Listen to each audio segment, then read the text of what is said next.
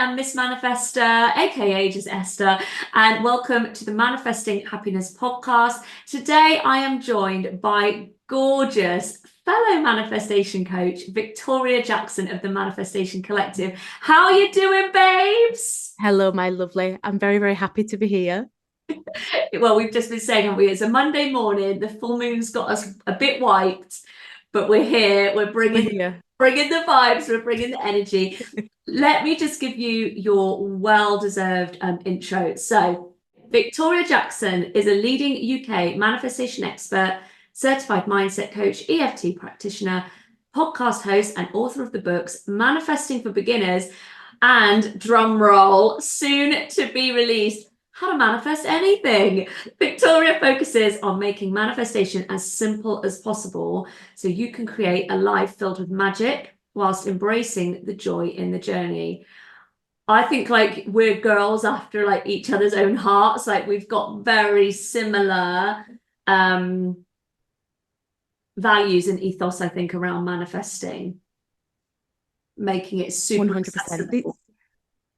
It's what drew me to you in the first place, because if people, I'll obviously say what we're going to say, how we met to begin with, how I discovered you. So obviously I was at Tatton Park and I was at the Happy Festival, and I saw that you were doing a workshop, and I was like, I'm going to have to go to this, because obviously you're a fellow author, you've got this beautiful book. And I was just like, right, I need to meet Esther. And then remember, I queued and I queued and I got to the second person, and then my next workshop was on, and I had to run, and I was like, oh, I need to meet Esther. And then I remember just messaging you on Instagram saying, I don't know if you remember me, but I was stood in the queue and I had to run, and you had all your books and everything. And yeah, and then we've just kind of developed this friendship over Instagram DMs, which like we always do in this digital world, and was so similar in terms of, like you say, like our ethos, our values. So yeah, that's why I think I just admire you so much. Oh, and likewise, like the feeling is completely mutual. And this is one of the things I think we've spoken about this, and it shouldn't be surprising, should it?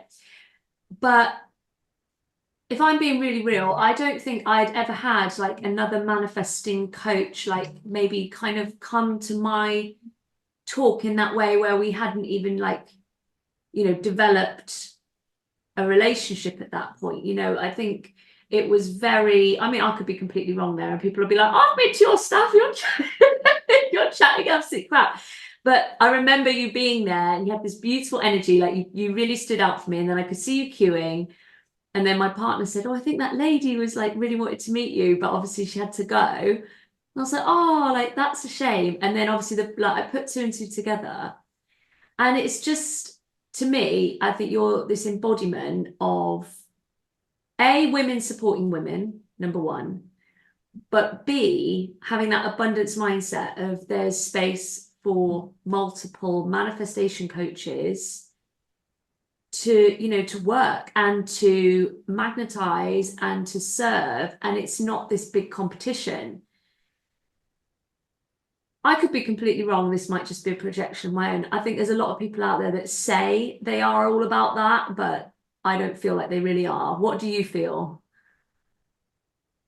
100%. I have such a, the thing with me, I always think to myself, I teach about manifestation and I have my own things that work for me and my own techniques. But then I discover people who have just a different outlook, a different way of teaching that really resonates with me personally as a manifester. Like I still want to create, obviously, I help other people create a life they love, but I still want to feel inspired as well. And sometimes when you teach things yourself, you get lost in this, you almost think, oh, I wish someone would come along and inspire me. Like I want to be guided. And that's why I came to your workshop, because I was like, I just really need to find some inspiration outside of myself.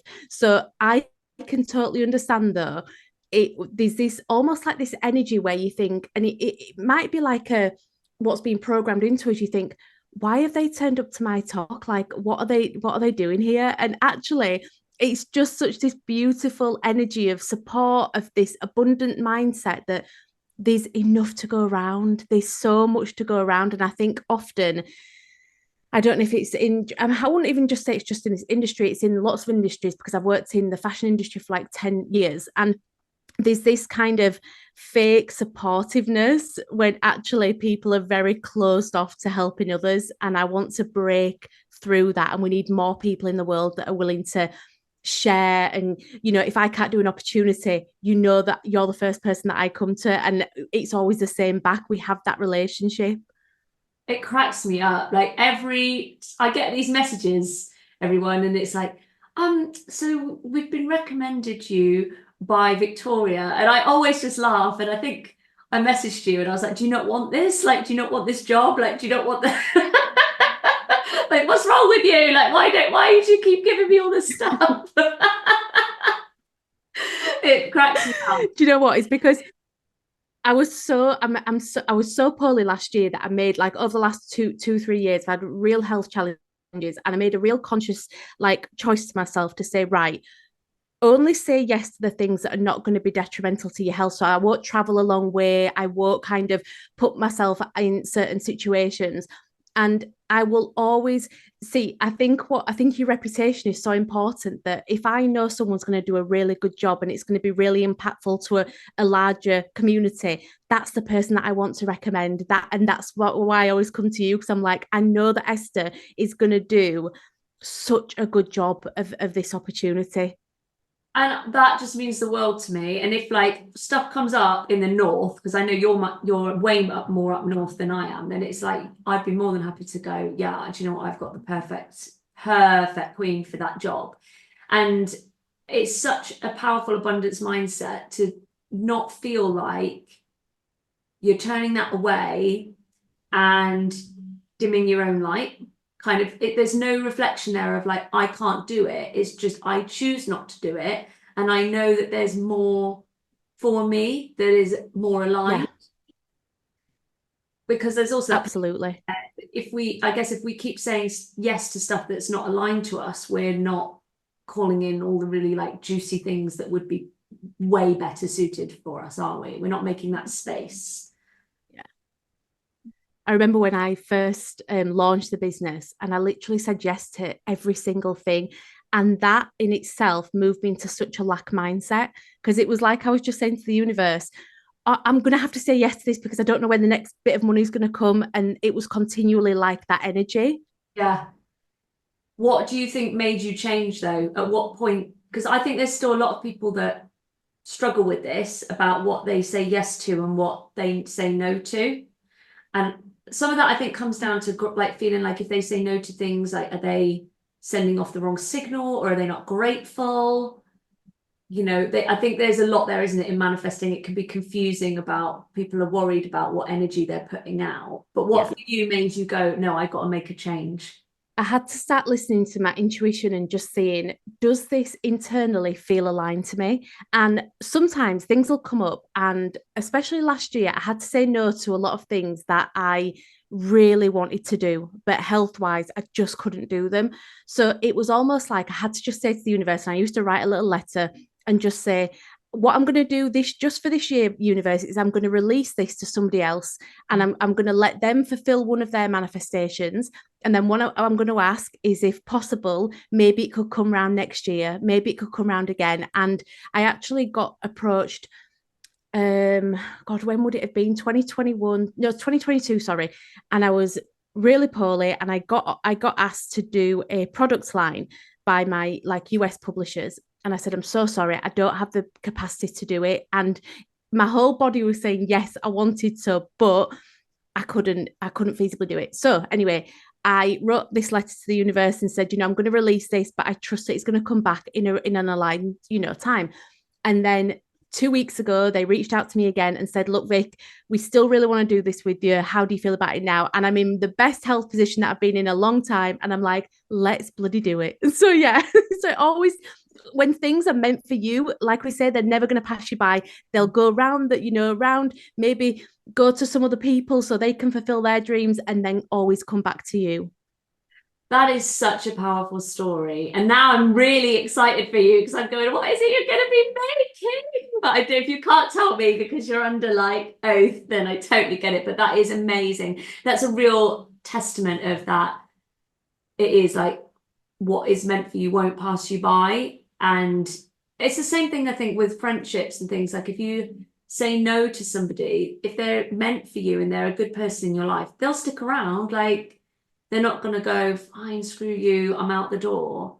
And I think this is it. We do have to say my energy is paramount. And if you are left with that completely empty, depleted cup, say you've done that, well, then you wouldn't have been in your best energy, would you, to promote it or to do what you needed to do with it. So I'm so excited for you now. Another like amazing opportunity. And you've recorded as well, haven't you? Are you in the middle of it recording your new book on Audible? Yes, so what we're doing is we're recording both, because what I didn't realize, these are all the things that you learn when you write a book, and you'll know this, like lots of different things that I never even expected to come across, all these different challenges. And to record an audio book, your book has to be over 60,000 words. And mine wasn't.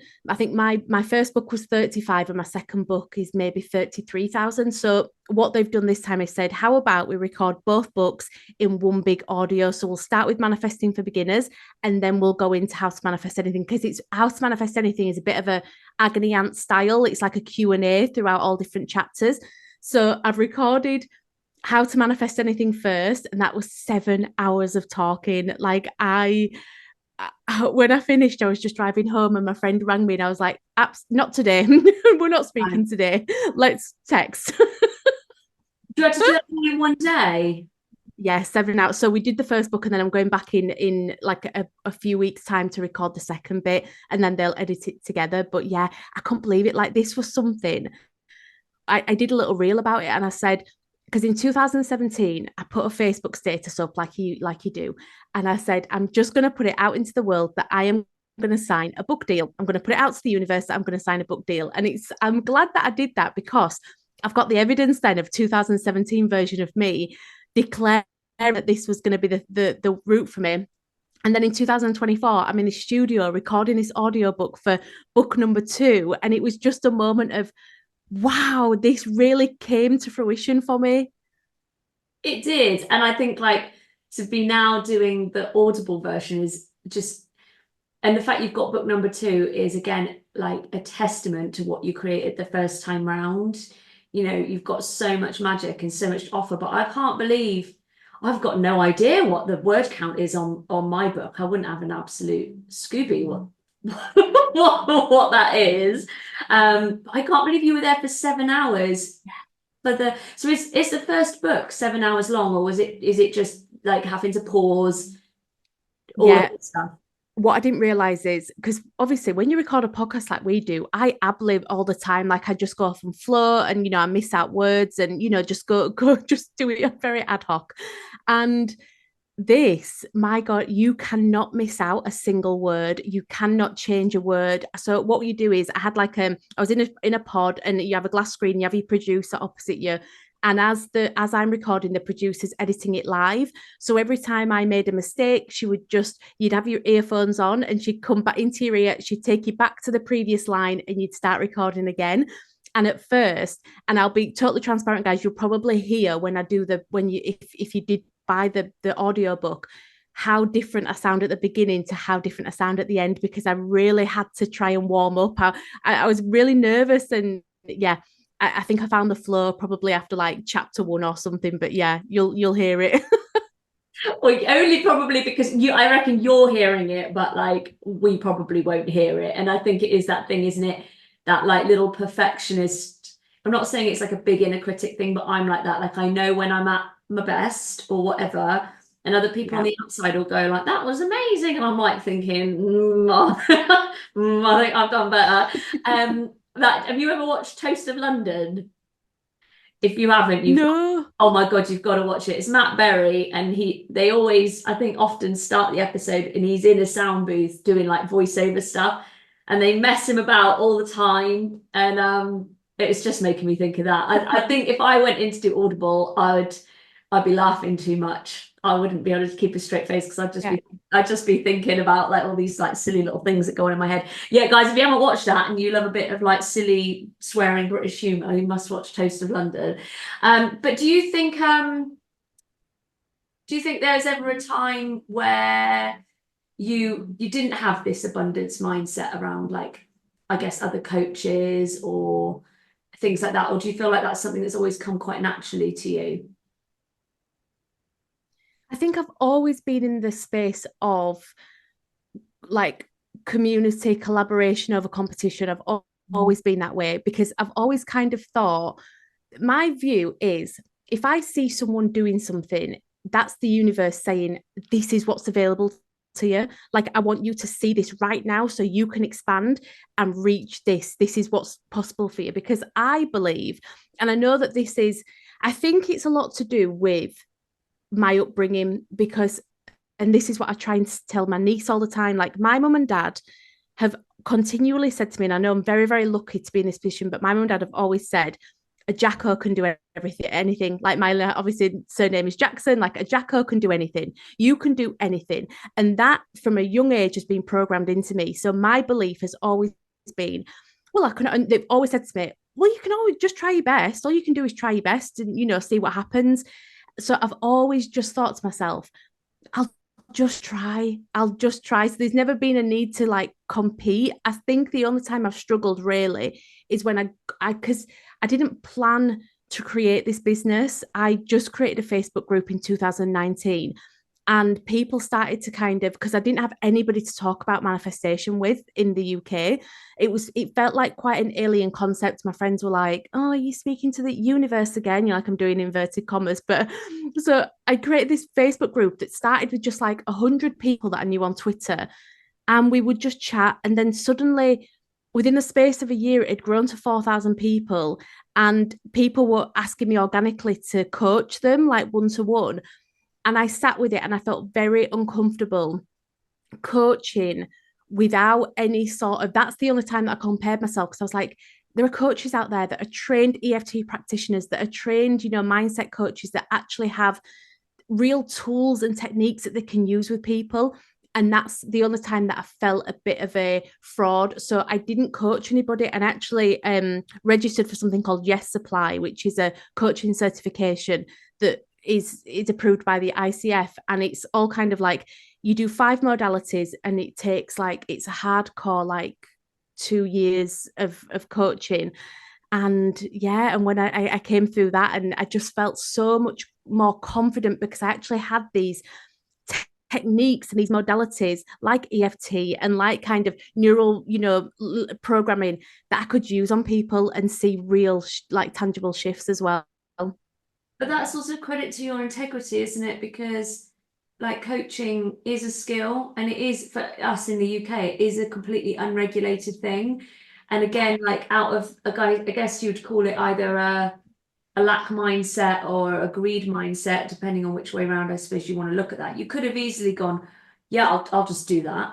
Like, but I'm very much on the integrity bandwagon of like, no, make sure that you've got your skills together, because you don't want to be leaving people like damaged or in a worse position. Because you do just hear all these absolute horror stories about, you know, some of the things that people say, and some of the approaches to manifestation coaching.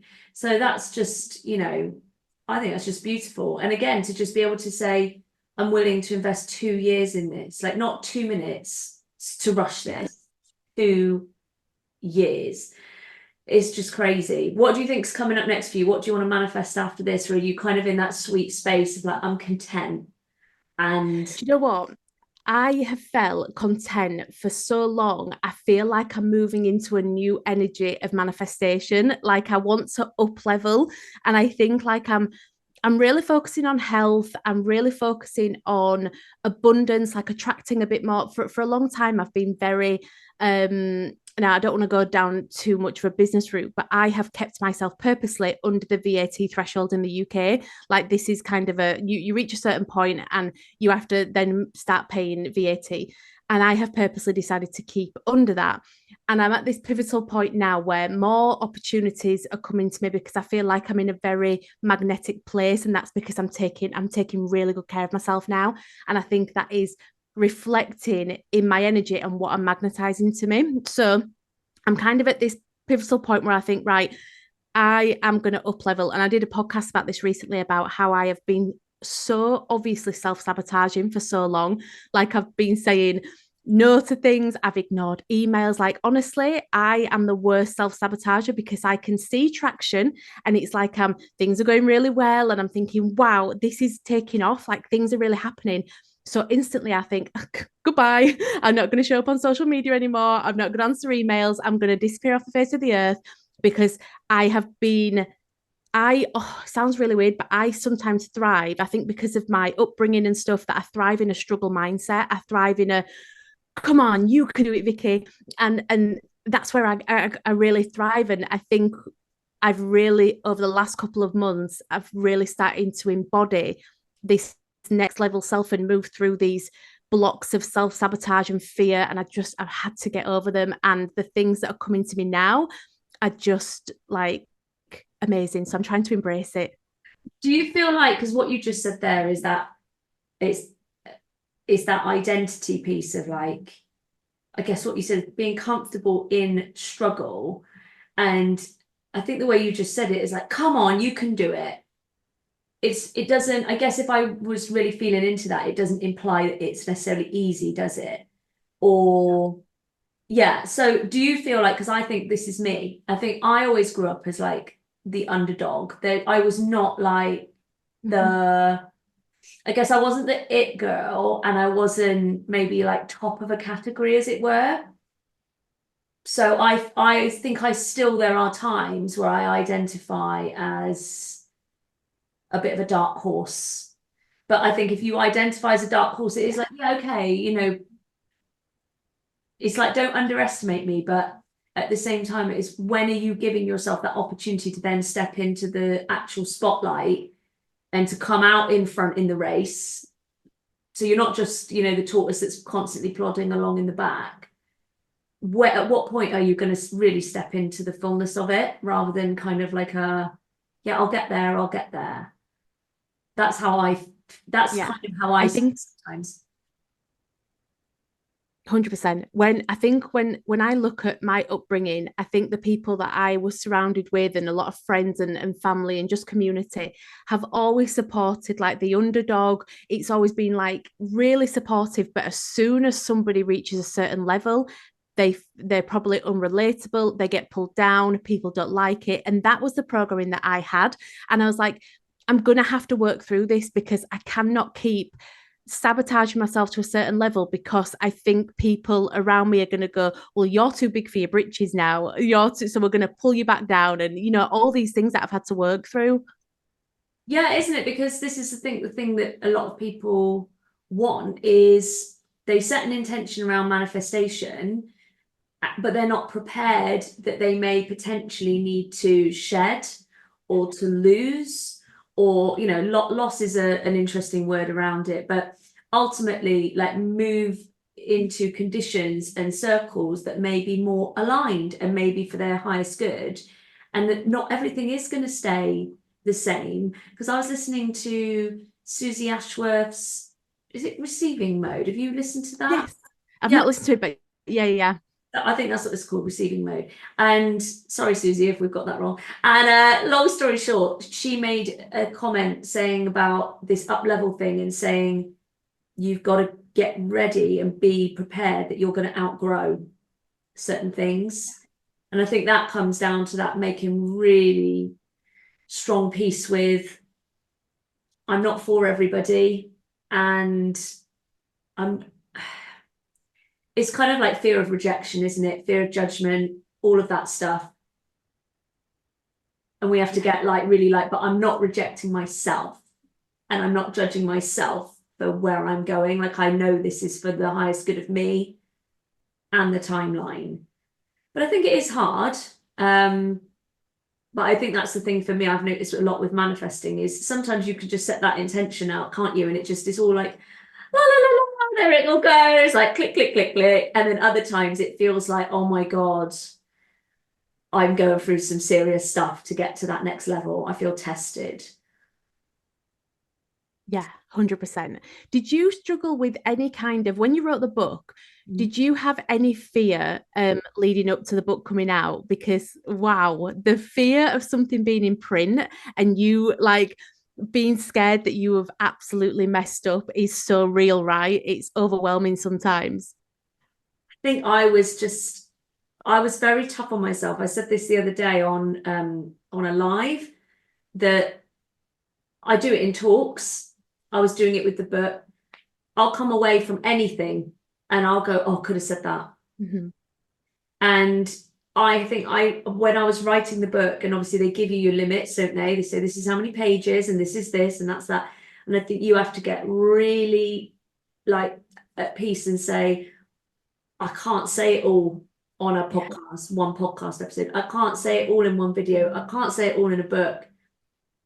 But yeah, oh my gosh, like I think I don't mind. Like obviously, we're all supposed to have different opinions to other people. But you don't want to be, I suppose, like scrutinized and people go, well, that's not right. And then you're going, oh my God. It's like that. Yeah, fear of rejection again, isn't it? It's that fear of like somebody rejecting you. And I think that's, even us as manifestation coaches, and we teach and we have all these modalities. This is just a prime example of how transparent we are, that we still continually do the work. Like I think it's never ending. And I don't mean that in a bad way, like, oh my God, it's never ending. I just think as we grow as people, as we develop, as new experiences come into our lives, like there's always kind of ways that we can lean into things and what we can take from it. And I think just having that mindset of how actually resilient we are as well is so powerful, to know that, you know what, I might be going through a really challenging season right now, but I've been through it before. And I know that I've got, like, what's the saying? Like, you've got 100% track record of coming through every challenging season that you've had. I love that. That's it, isn't it? You have to really take stock and go, look how strong you are, look how much you've come through. Remember, I'll often say to people, right, what did you do last time to get through that or whatever? Where can we replicate that strategy that you seem to have lost complete sight of since last time? But I think it's totally that. It's the new level, new devil thing. Is I don't think you like just nail off something like imposter syndrome is too big of a collective of beliefs to just go, we nailed that off. But I think that's what people want, is they want to go, I completely eradicated any feelings of like imposter syndrome. But when something brand new comes around that you've never done before, I think that's really natural to have those thoughts to work through. But the more obviously you do the work, the quicker you can get at turning that around every single time. But yeah, I think it could be anything. But I think, yeah, especially if you get asked to write a book, it's nice, isn't it? Because you sit there and you go, right, clearly I'm doing something right. Yeah. Clearly. But at the same time, you're like, I've never done this before. I don't want to mess it up. Yeah. So I am with you 100%. Like, I think you and I are both the same. Like, we're very transparent that we're not advocating for this, just like everything's fine, we're completely positive, we don't have bad days, because it's not realistic. It's just about giving the tools, isn't it, to help people move through that. And I think what you said about did I have that fear around what was in print, don't know if this resonates for you. I think one of my fears was, like I said, what if this is wrong in inverted commas? Mm-hmm. Because I think you see it a lot with other spiritual writers. You see the evolution of their work and their consciousness. What if one day we look back at these books and we go, God, that is weak? Yeah. Right. It's because you're so right though, in our consciousness, that we are going to develop and we're going to learn new things, and we're going to discover new techniques, and potentially things that I wrote in book one might not suit my life now, but that's it's all the evolution. And I like how you can, the I suppose your digital footprint, if you like, you get to see someone from the very beginning to where they are currently as well, so you can actually see their evolution. But yeah, it's super interesting to think of it like that. Yeah, and I think though this is the thing, is there may be a time like you say, even now, where you might say, I feel like I've outgrown some of the aspects of the first book, but then you still have to keep promoting it, because there's going to be people, aren't there, at their level of where they're at, that are going to love and appreciate that book. It's a bit like The Secret is like such a gateway, such an entry book for people who are interested in manifesting. But for a lot of people now, they're like, oh, I see that so much bigger though than where they came in at. But yet it doesn't mean that the book doesn't have its value. It's just for where I guess the audience are at, and just still trusting that it'll reach people. Yeah.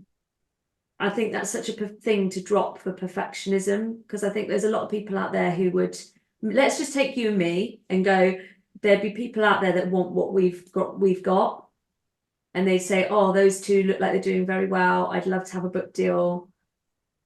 But maybe they're I don't know, trying to be like us or whatever. And it's kind of like, you just have to be yourself and trust where you're at with your 100% journey. I truly believe that.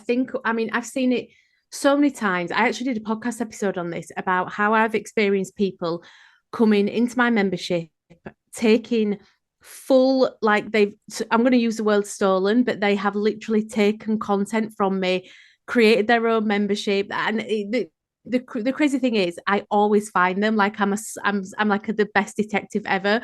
But I always think to myself, like, and I'll say this openly, like, you could replicate somebody's content and you could take it and you could do this, but the true, like, passion and abundance and magic will only happen when you lean into how magical you are. So and that's when you become truly magnetic, when you are fully aligned with your beliefs, your creativity, everything that you do.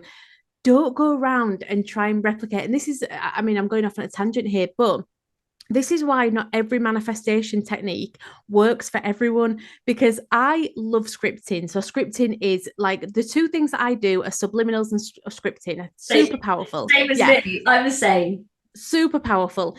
But I've had emails from people that say, I don't see any results from scripting. And I'm like, well, don't do it. Stop doing it then. Let's find something that really works for you and puts you in that magnetic energy. So it's always about finding the thing that works for you and not thinking, well, I've got to do this because so-and-so said that I've got to do it. And this is the ritual that the other person says. And it's like, let's look at manifestation as a pick and mix, and pick a mix that you dip in and choose things that work for you and create a ritual that actually is so fulfilling for your own energy. I agree. I think the ritual, because that's what it really is, isn't it? The technique, the thing that you are placing the faith and the power in outside of yourself, has got to feel exciting. It's got to feel good. It's got to feel powerful. You've got to have enjoyed it. And I think it's that piece of like coming away and going, it's done. Like, I know it's good. And now my job is to just like keep doing that inner work, working on my magnetism, and living in the end and being that version of me that's got it, which is relaxed and living our best life, even though I haven't in the 3D got it yet.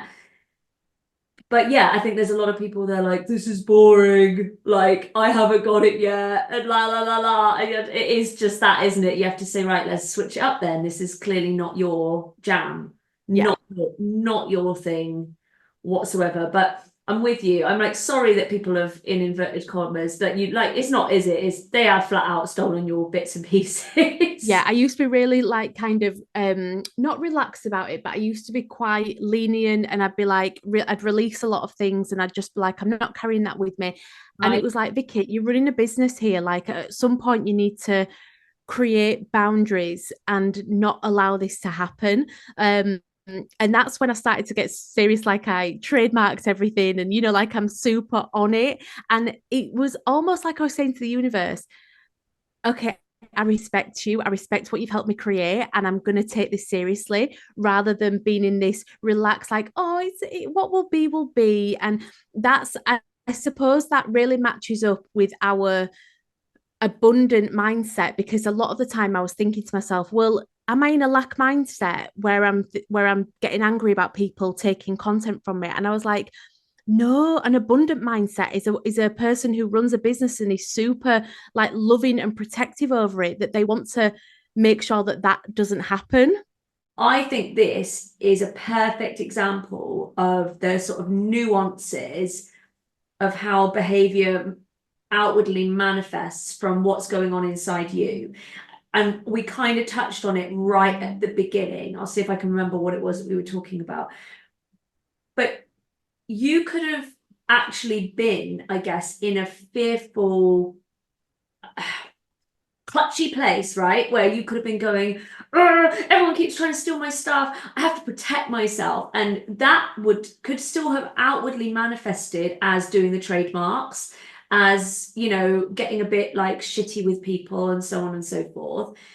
So that behavior, I guess, could still have been like the manifestation of fear, but the energy behind it, the way it manifested for you was, no, this is self-love. Yeah. This is respect for myself. And I think that's the little piece that everybody needs to feel into with the actions they're taking towards their goals and dreams is, am I doing this out of self-love, or am I doing it out of fear and lack? Yeah. Always the intention behind it. Tune in. Yeah. Because it's what we were talking about at the beginning with giving work away. Like, are we giving work away because we love ourselves and respect our energy and know that there's more? Or are we giving work away because we're going, I don't want to do this because I'm scared? Yeah. And that's, I think, the thing that everybody needs to ask themselves, isn't it? Is like, is this behavior backed by faith or fear? Yeah. Absolutely. I love how you sum that up. I love how, and it's, yeah, I'll always remember that myself, just like thinking, Vicky, what is the intention behind doing this? And you're so right to be like, tap in and see, is this self-love or is it fear? And once you start to recognize that, it becomes a lot easier to tune in. I think you've got to really be conscious about it at first, but then sooner, you know, it's like with anything, gratitude or, you know, changing your mindset, it starts to feel more natural and you'll start to tune into how your body reacts. Yeah, and I think this is the piece about manifesting that I guess certainly when I got into it, I probably didn't really get, is the level of self-awareness. Yeah. Of knowing you need to be shit hot on it about looking at yourself because everything's coming from you and everything's being called to you by you. And I think a lot of people are just kind of going,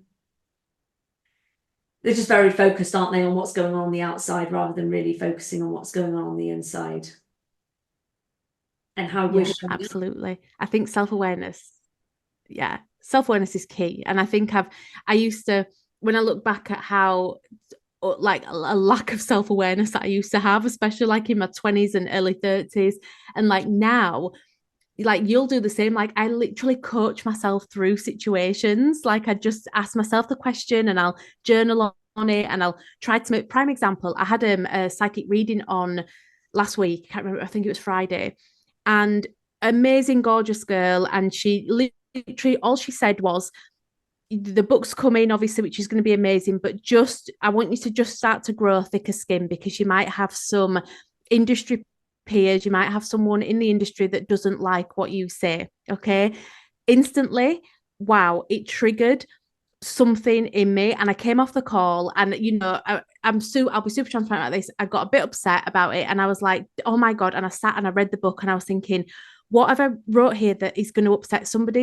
And then I had to just sit and think, Vicky, it was never about what she said. It's, you've still got this work to do on this fear of rejection, this not being liked. And that's what it's such an ever like evolving thing that we have to work on. So I tapped on it anyway. You'll like that. I just did some tapping. just tapped it out. Yeah, but I'm going to be honest. I think if someone had said that to me, I think that might have that probably would have put me in a spin. Like, if I'm being really honest, because I'd have probably been like, well, who doesn't like it and why? Who is it? The thing is, I think we do have to take responsibility for ourselves, like with those triggers and things. But with a lot of it, like I have to sit there and think, if somebody doesn't like what I've written, they are entitled to their opinion. There are multiple opinions about manifesting and so on and so forth. But the other piece is, like, if someone doesn't like it because maybe like if this did happen, say your book comes out and somebody's like, I don't agree, but that might be that they're triggered, but you're not necessarily responsible for that. This is your truth and this is your light. Yeah, when we look at The Secret, I always think about this, right? The Secret was the first book that I read about manifestation. It was like my foray into this whole entire world. And then I went on to like Bob Proctor and, Abraham Hicks, etc. And I always kind of say I love The Secret for introducing me to it, but there were certain parts of that book that I didn't like. And I have to remember that what I think that about The Secret, other people are going to think that about How to Manifest Anything or Manifesting for Beginners. That's not to say that that book didn't have a life-changing effect on me, or there were just gripes in it that I had that I didn't agree with, and that was no reflection to Rhonda Byrne. It was literally just my own opinion of how she worded certain things. That's the thing, isn't it? And we have to look at ourselves and go, look, we have those opinions about things. Yeah. And it's fine. And especially what you just said, not that wasn't derogatory or spiteful. It's just human to have different standpoints on things. Otherwise, things would be very boring if we didn't have that, I guess, ability to looking at the contrast and discerning what works for us and what doesn't work for us. And think you just have to get to that place where you're like, no, I know me and I know I'm good. And that's okay if we don't see eye to eye. Doesn't have to be a big deal. I probably definitely had that where I've like felt like I need to come back with something. Yeah. When I was younger, I used to be so defensive. Like I've really struggled with, and I now learn that this is part of my human design as well as a manifester. Like I used to be, oh, how dare someone tell me that I'm wrong? And but as I've got older, I really welcome, like, as long as it's constructive feedback and like things, someone else's opinion that I can actually, because sometimes people have said things to me, specifically in the membership, they've given suggestions, and I'm like, that's such a good idea. Like, I never thought of it in that way. And that's why I'm so open to feedback. I think it's more for me, it's like the negativity. Like when people say to me, why are you not on TikTok? Like you do really well on TikTok. And I said, my anxiety levels could not handle the fear of the negativity on there, because I've seen the comments sometimes and I'm like, wow, I couldn't take that. No, and I think like this is the thing though, isn't it? Is especially with the negativity stuff, it's how much do you want to engage with it? Because I guess the more you engage with it, the more you feed it to a degree. But Yeah. I'm saying like I don't have, so are you a manifester in human design? Is that what you just said that you are? Yeah. Right. But I don't have the energy. I'm a projector and I don't have the energy to sustain TikTok. Like I need my thing to be very easy, very manageable, like very chill effort. And I think, somebody might say, oh, this is, a limiting belief, but the algorithm on TikTok wants you to be pumping content out constantly. Like that's what it likes. And I'm like, I'm not here for that. That's not my, it doesn't feel like an inspired thing at all. And I think you have to really tune to that. Like, is it the should do or the get to? And it's definitely a should do, but I definitely don't think it's an aligned should do. And Yeah. links up to what you said earlier about like everybody's different. Like there isn't a blueprint. I've had some people, I always try to respond to these, get people saying, will you jump on a free call with me? Because I want to know how you became what you are today. Like I want to know what your qualifications are and all of these things, because they want to basically walk the path. And I'm like, I'll tell you, I don't mind telling you what I've got, but my path isn't going to be the same as yours. So there's almost like no point. But also that you might have this, like I have people that I professionally mentor in spiritual spaces. So I also have to say it's not fair for me to like give you that for free when there's other people that are asking me to help guide them on that. But yeah, everybody's got a different path, haven't they? So I think we have to like really tune into like what feels like I guess Abraham Hicks would call it path of least resistance, but for me, it's definitely like the path that is calling me and just saying, come here, and breadcrumbing you. Yeah. Breadcrumbing, I love that. Well, this is the thing. This is the thing. Like, there's a guy that I follow on YouTube. I always talk about him because he's great. Be Something Wonderful is the channel. I actually, if he said this, I'd laugh if he didn't, and I've just made this up. But it's like, you wouldn't have breadcrumbs if there wasn't a whole loaf there. So Yes. Oh, love that. I don't know if he said that, but well, either way, I think it's good. It's a bit like that birds before land thing. Birds, if you're seeing birds, there must be land nearby. Your manifestation must be nearby because the signs are there. The writing's on the wall. So yeah, if you see some breadcrumbs, then love it. there's a Warburton's like nearby. Very British bread reference. Yeah. And that circles all the way back, doesn't it, to what you said, is like when you look at someone who's got what you want, that's absolutely an invitation, an opportunity to be inspired, rather than that lack thing of like, I don't have it, they've got it. Yeah. I remember when I spoke to a client, I think I was at a speaking gig actually, and she asked a question in the audience and she said, I am manifesting £5,000 into my bank account, but my husband has literally just received a £5,000 bonus. So I was talking through it and I said, okay, it could be lots of different things.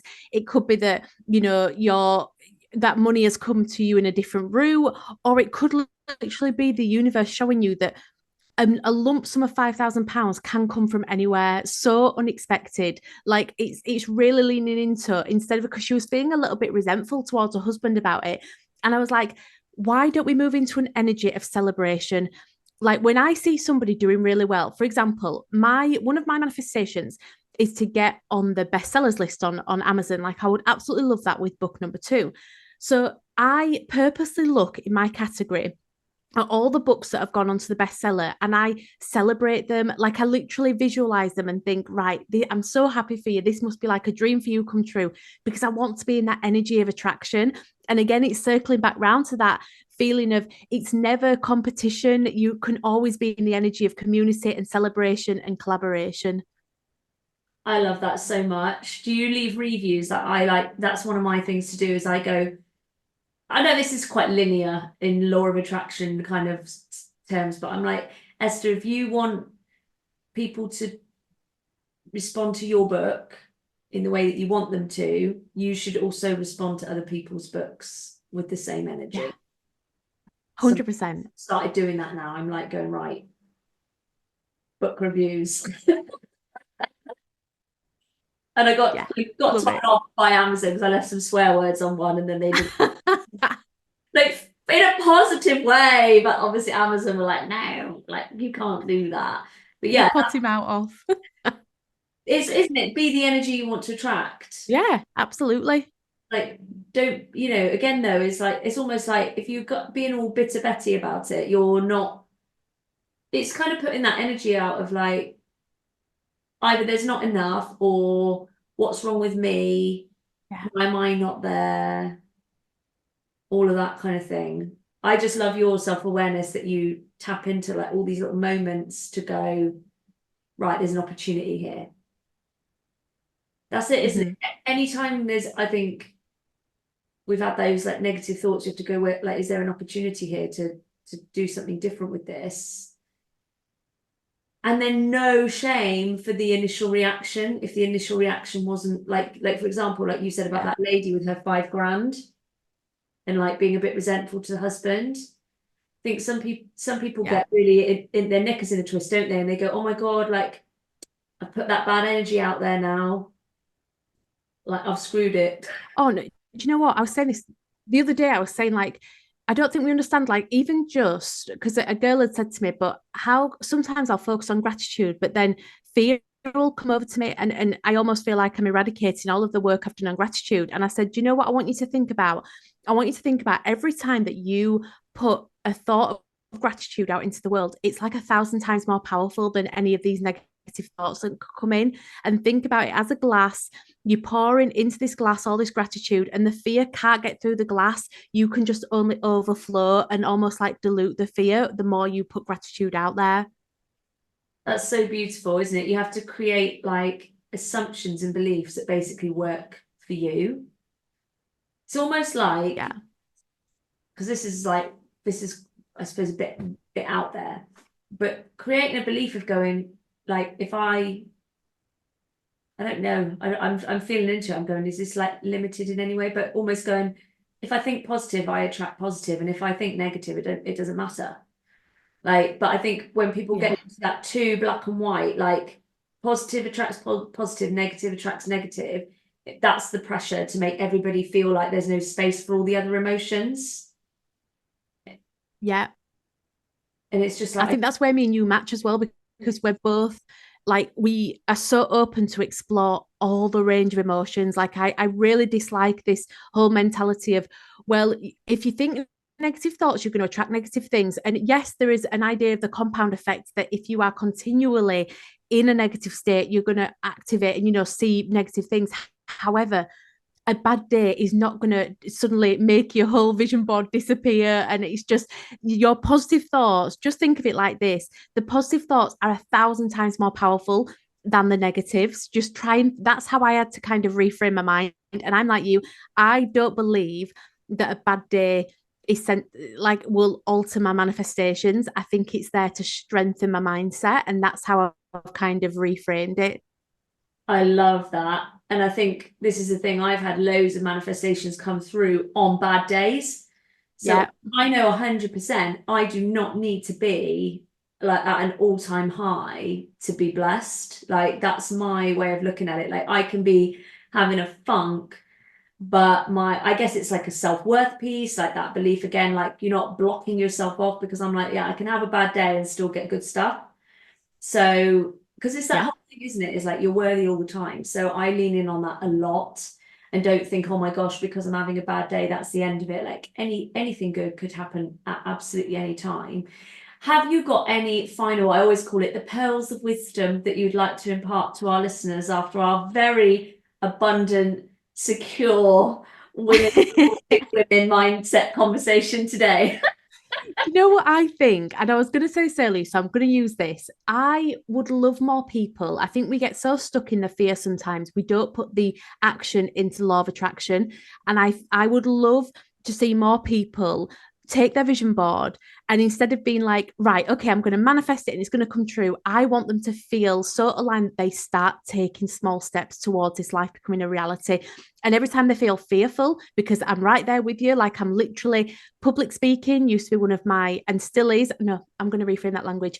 It was one of my worst like fears. I was so scared to do it. And in this energy that I'm in now, this time, I have decided to stop self-sabotage and say yes to speaking gigs. And I've said yes to 2 things now.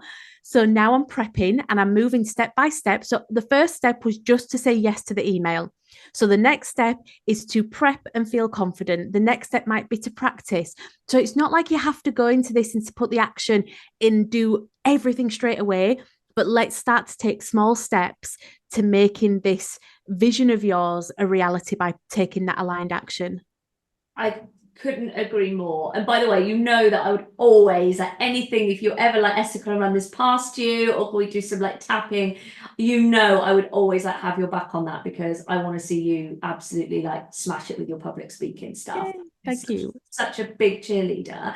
But yeah, this is it, isn't it? I think people think, oh my gosh, how can I phrase this?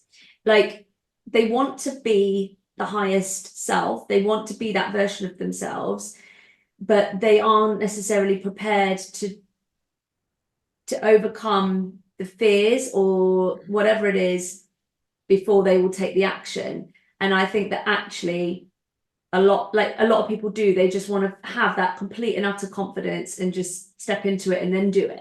The thing come to them, they've got the confidence, is done. And actually, I think a lot of the time you have to step to the plate and you have to say, like, look, sometimes I am gonna still feel scared, I am still going to be nervous, but I know I've got the goods. I know I can do this. And I think the more you do it, just the more and more confident you get. But yeah, I think if we think that we're never ever gonna feel fear about our dreams, then that's kind of bogus in my opinion. Like there's lots of things, like I think, like I said again, new level, new devil. Like you've gotta go through it sometimes and come out the other side. But I think it's that faith piece. Like you got to know something absolutely epic is on the other side of it. And if you don't take it, nothing is going to change. Your life's not going to change. Like if you don't put in those little aligned, even if it's baby steps, or, you know, saying, yeah, I'll accept the challenge. If you don't do it, then your life's not going to change. You're just going to stay the same. So, oh, it's a bit of a slap in the face, isn't it? Like step up. Step up or step off. Yeah. It's a bit like with men though, isn't it? It's like step up or just get out the way and like let somebody else do it. 100%. Victoria, how can people connect with you, whether that's on social media, and where can they get your book, or let's call it books, from, because I'm guessing your other one's on pre-order? So everything online is the Manifestation Collective. So come and find me on Instagram, or if they go on my website, themanifestationcollective.co, they can get like a free, there's like a little pop-up, and they can get like a free Design Your Dream Life masterclass. And then the books are available everywhere, really. Amazon, Waterstones, WH Smith's, all over the world. And the new book comes out on the 12th of September. So yeah, available all over. Oh my gosh, I'm so excited. I'm gonna go get it on the pre-order. Are you doing like a book launch for it or anything? So I did a book launch for book number 1, and you'll know as an author, very transparent here, you do not make a lot of money from books, right? I'll just be open with everybody. You do not make a lot of money from books. And I ended up spending so much money on this kind of physical launch party that I was like, do you know what, this time I'm going to do? So I've decided, this was a marketing idea that I had the other day, and I've not told anybody this, so this is an exclusive. I'm going to do, instead of 12 days of Christmas, because it comes out on the 12th, I'm going to do 12 days of magic. And on the 12, like, across the 12 days, I'm going to give people like a little freebie or some tips and tricks, and just to build the hype up to the 12th, to get everybody to like order it. And we'll do like a virtual book party together that evening, I think, on the 12th. That is such a great idea, and you're so right. Honestly, yes, book. Being an author, but I can't even say it because I'm clearly like, ugh. Yeah, it's not a cheap thing being an author, and it's not a massively. Certainly, I think at the what we'd call the first book level, I think the more it goes, again, compound effect, right? I think it becomes more lucrative for you if you can start building on that. But yeah, the becoming a published author is not like that's it, the big break. It's well, when I first spoke to Kirsty Gallagher, I said, do you have any tips for me and about it? And she just went, it's very anticlimactic. And I thought, yeah, don't tell me it's anticlimactic, it's gonna be amazing. And then afterwards it was a bit like, oh yeah, it is a little bit like anticlimactic after all. Yeah, she went wrong. And this is the thing, I think, yeah, it is expensive running a book, an actual book launch event, unless your publishers are going to do it. So I think I love that idea, and I'm going to declare for my book number 2, wherever that is in the world, in the grand scheme of the creation process. I probably will still I might do a party, but I'll do it in Bristol because just cheaper. Yeah. Yeah, just you got to do what works for you, and it's I think it's just living and learning, isn't it? Like it's all living and learning, and absolutely. And not feeling like as well, because I think this is the thing, like people think, oh my God, like, I don't know, like I've made a mistake or whatever. And it's like, you can always change, like just keep evolving. And just like, you can change up your timeline. Like it's not set in stone. Oh, I love that. What a gorgeous bloody conversation we've had. What a beautiful day. I do feel a bit more energized now as well. Me too. I have my focus back on, because this morning I was like, I've been driving to Swindon coaching for the last like 5 weeks. And this morning I dropped off Rue and I dropped off James. And I got home, I just lay on my bed and I was just like lying there. I picked up my laptop and I was like, I don't know what to say. Like, I couldn't write anything. Nothing was coming out. And I was like, oh God, this isn't the day for it. So yeah, hopefully up and at 'em. So guys, please do go and follow Victoria at the Manifestation Collective, and her website is manifestationcollective.co. There is no .com, no .uk at the end of that. It's just .co. She's absolute gold, absolute magic. Please support her books coming up. And we will see you in a couple of weeks for the next episode of Manifesting Happiness. Thank you for being here. Much love, much gratitude, and we'll catch you all soon. Bye, guys. Bye, guys.